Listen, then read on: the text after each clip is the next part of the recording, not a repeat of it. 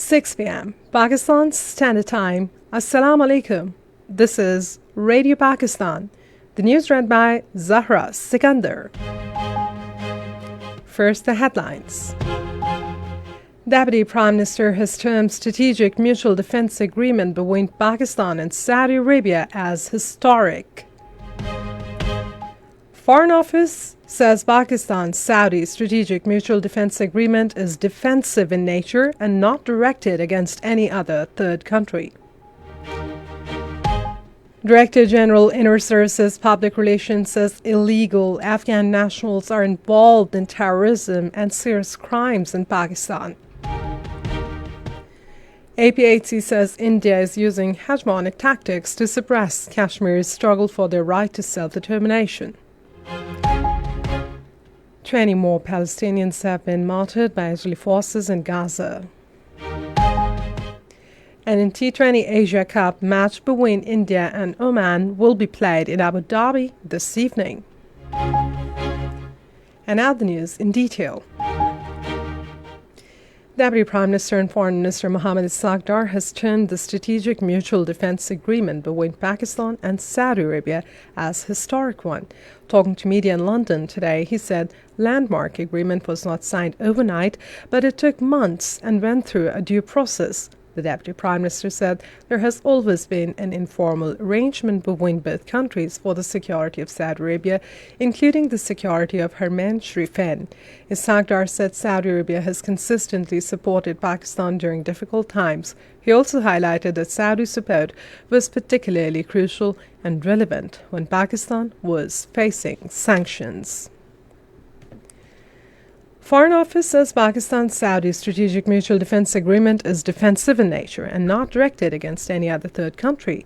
At his weekly media briefing in Islamabad today, spokesperson of the Ministry of Foreign Affairs, Shafkat Ali Khan, said the agreement will contribute to regional peace, security and stability. He said the bilateral relationship of Pakistan and Saudi Arabia is unique, enduring and multifaceted, and the Strategic Mutual Defense Agreement formalizes this decade-old and robust partnership.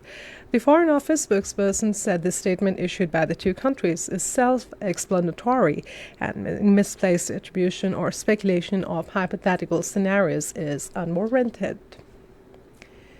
Replying to a question about the recent statement of the Indian Prime Minister about continuity of so-called Operation Sindoor, the spokesperson said the remarks reflect a dangerous tendency to distorting the facts, justify aggression, and glorify the conflicts for domestic consumption. He said it is well known that Pakistan deterred India through its conventional capability, affirming that discipline and restraint remain its guiding principle. Shafkat Ali Khan said India's continued reliance on disinformation and jingoism risks destabilizing South Asia. However, as a responsible country, Pakistan remains committed to peace, regional stability, and meaningful dialogue for the resolution of all outstanding issues, including the core dispute of Jammu and Kashmir. Pakistan and China have signed memorandums of understanding to enhance cooperation in the areas of textile, livestock, industry, and advanced emergency equipment. President Asif Ali Zardari witnessed the signing of the MOUs between Pakistani and Chinese enterprises at Urumqi in China. Speaking on the occasion, Asif Ali Zardari said these MOUs would open new avenues of cooperation between Pakistan and China. He said modernizing the livestock industry will help improve food security and create job opportunities in rural areas. Asif Ali Zardari said the textile park will boost industrial development and exports. He said Pak-China partnership on fire trucks and emergency equipment will strengthen Pakistan's capacity to respond to disasters and protect communities. Director General Inner Services Public Relations, Lieutenant General Ahmed Sharif Chaudhry, has said illegal Afghan nationals are involved in terrorism and serious crimes in Pakistan. In an interview with a German magazine, he said Pakistan hosted millions of Afghan refugees for 40 years due to foreign interference and civil war in Afghanistan, which no longer exists. Therefore, elaborate arrangements were made for their dignified return to their homeland. Replying to a question, the Director General ISPR said American weapons left behind after the U.S. withdrawal from Afghanistan are being used in terrorist activities in Pakistan. The DG ISPR also stated that there is credible evidence that India is involved in terrorist activities in Pakistan under state sponsorship. He said that evidence was presented to the international community multiple times. Ahmed Sharif Chaudhry urged the international community to play its role in resolving the long-standing Kashmir dispute. A high-level delegation of WION and Jazz leadership visited National Emergencies Operations Center at the National Disaster Management Authority headquarters in Islamabad today. Chairman NDMA Lieutenant General Inam Haider Malik and NDMA team briefed on the NEOC's capabilities for disaster monitoring, preparedness, and response. The delegation appreciated NDMA's proactive disaster management approach and emphasized private sector support in enhancing disaster resilience. This is Radio Pakistan. Minister for Kashmir Affairs and Gilgit-Baltistan, Engineer Amir Maqam, has reaffirmed Pakistan's unwavering support for the Kashmir people. During a meeting in Islamabad today, he said the country will continue to extend moral, political, and diplomatic backing until their right to self-determination is realized. The minister paid tribute to the sacrifices of the Kashmir people and expressed deep concern over the alarming security and human rights situation in Indian illegally occupied Jammu and Kashmir.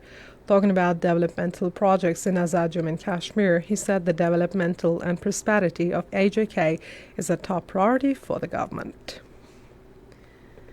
In Indian illegally occupied Jammu and Kashmir, the All Parties Hurriyat Conference has said that India is using hegemonic tactics to silence voices and suppress the Kashmiris' just struggle for securing their right to self-determination. APHC spokesperson Advocate Abdul Rashid Minhas, in a statement in Srinagar, said India has turned Indian illegally occupied Jammu and Kashmir into a military garrison where its forces, along with agencies, are perpetrating the worst atrocities and human rights violations. The APHC condemned the harassment and checking in Botingu Super to prevent mourners from expressing solidarity with the family of late Professor Abdul Ghani Bhatt. It also expressed serious concerns over the house detention of senior APHC leader Mirwais Umar Farooq, Maulana Masroor Abbas Ansari, and others. The statement said the people of occupied Jammu and Kashmir have been rendering unparalleled sacrifices for freedom from Indian yoke for the last over 7 decades and will continue their struggle till complete success. APHC has appealed to the international human rights organizations to play a role in the release of political leaders and activists. More than 20 Palestinians have been martyred by Israeli forces in their relentless attacks across Gaza. According to Gaza Health Ministry, over 65,100 Palestinians have been martyred by occupation forces since October 2023. The United States President Donald Trump says the United States seeks to regain control of Bagram Air Base in Afghanistan. During a press conference with British Prime Minister Keir Starmer in London, Donald Trump said that he was negotiating with the Taliban for American forces to once again occupy the base. Meanwhile, Afghan Foreign Ministry on social media today rejected a call from President Donald Trump for the United States military to return to the country and reclaim the Bagram Air Base. A helicopter carrying the United States President Donald Trump and First Lady Melania Trump has made an emergency landing at small airfield in the United Kingdom after a minor hydraulic issue. White House Press Secretary Caroline Leavitt, in a statement, said the President and First Lady safely transferred to a backup helicopter. And in the T20 Asia Cup, India will take on Oman in Abu Dhabi today. The match will start at 7:30 in the evening. And finally, the weather. Mainly hot and very dry weather is likely to prevail in most parts of the country during the next 12 hours. However, partly cloudy weather is expected in Gilgit-Baltistan, Kashmir, and adjoining hilly areas. And this is bring us to the end of the bulletin for the moment. For more news and analyses, visit our website radio.gov.pk and also watch live video streaming of our bulletins on the link facebook.com/Radio Pakistan News Official.